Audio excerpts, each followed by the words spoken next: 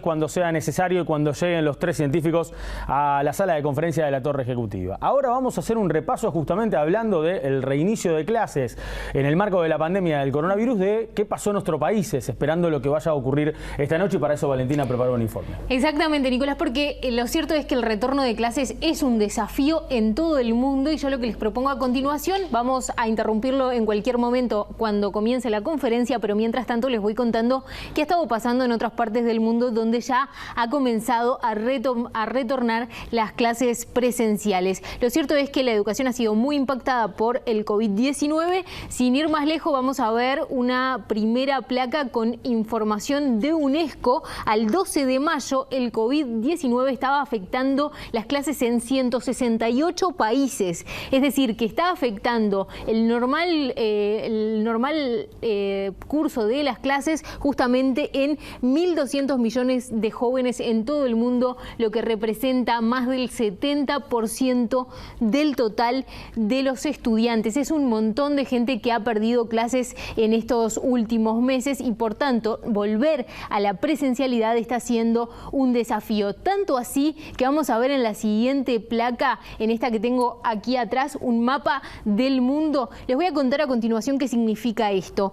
En verde ustedes tienen países que tienen un cierre total de las escuelas. Este mapa incluye a Uruguay porque es información que publicó el Observatorio Argentinos por la Educación en base a información de UNESCO, y UNESCO no está considerando ahí entonces qué pasa con las escuelas rurales. Pero en verde, es decir, buena parte de los países del mundo están entonces con un cierre completo de las escuelas. En rojo se pueden ver aquellos países con cierres localizados, es decir, que han tenido una situación mixta, y en amarillo los menos son aquellas zonas del planeta que pese a la pandemia han mantenido aún así las escuelas abiertas, pero son los menos. Lo que les propongo a continuación entonces es tratar de sacar algunas conclusiones. Por ejemplo, este mapa lo que nos deja clarísimo es que toda América Latina ha ido hacia el cierre total, que en Europa hay algunas diferencias que tienen que ver con que a esta altura, al 12 de mayo, que es el cierre de esta información, hay algunos países que habían ido hacia una apertura.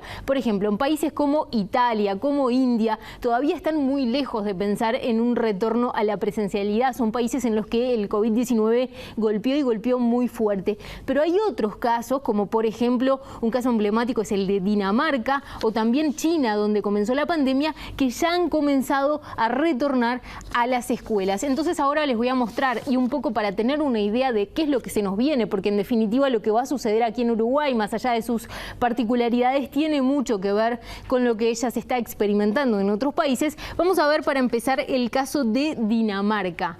¿Qué pasó en Dinamarca? Bueno, Dinamarca tuvo 23 días con las clases completamente cerradas, sin clases. Volvieron pronto, pero con un estricto protocolo de higiene. No se permite el ingreso a padres a ninguna escuela. Además, cada alumno tiene su propio escritorio y está separado en 1.8 metros del siguiente. Además, en los recreos solamente pueden jugar grupos pequeños de estudiantes, y además en Dinamarca tienen la obligatoriedad de los alumnos de lavarse las manos cada 1 hora.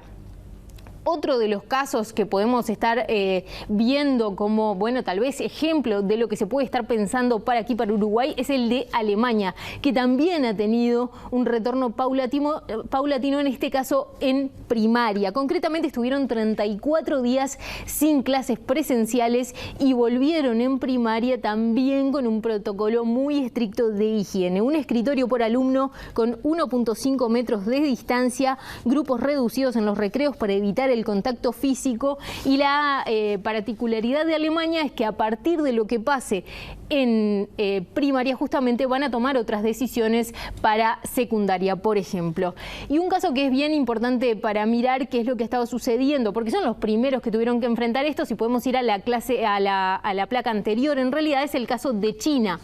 El caso de China es bien importante porque 47 días estuvieron sin clases. Yo les decía, la pandemia comenzó allí, y bueno, ahí hay ciudades como Shanghái, como Beijing, que son muy populosas, peligrosas y por tanto han impuesto estrictos protocolos de higiene. Se toma la temperatura a todos los estudiantes antes de ingresar a clase. Si tienen temperatura alta, se los vuelve a mandar para la casa con otro protocolo de actuación.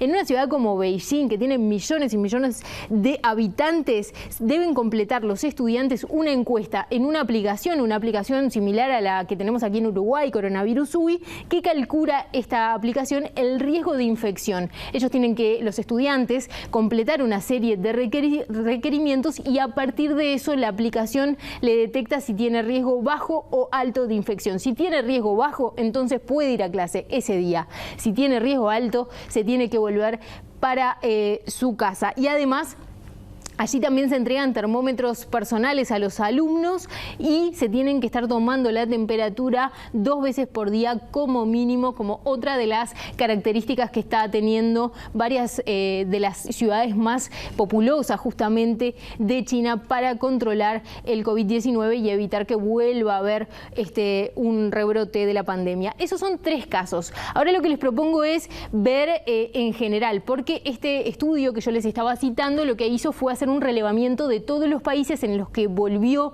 de alguna manera las clases presenciales, y ahí podemos ver obligatoriedad en el uso de barbijo, pupitre individual por alumno y distanciamiento entre bancos, interacción entre los alumnos solo en grupos muy reducidos y la obligatoriedad del lavado de manos e higienización continua, así como un regreso a las clases segmentado por grupo. Esas son como las características que se están llevando adelante en todas partes del mundo. Bien. Comienza la conferencia entonces, hasta acá este informe, pero vamos a ver entonces qué resultados tuvo la reunión que tuvo el presidente Luis Lacalle Pou con su comité de expertos, porque está comenzando a esta hora en Torre Ejecutiva la conferencia.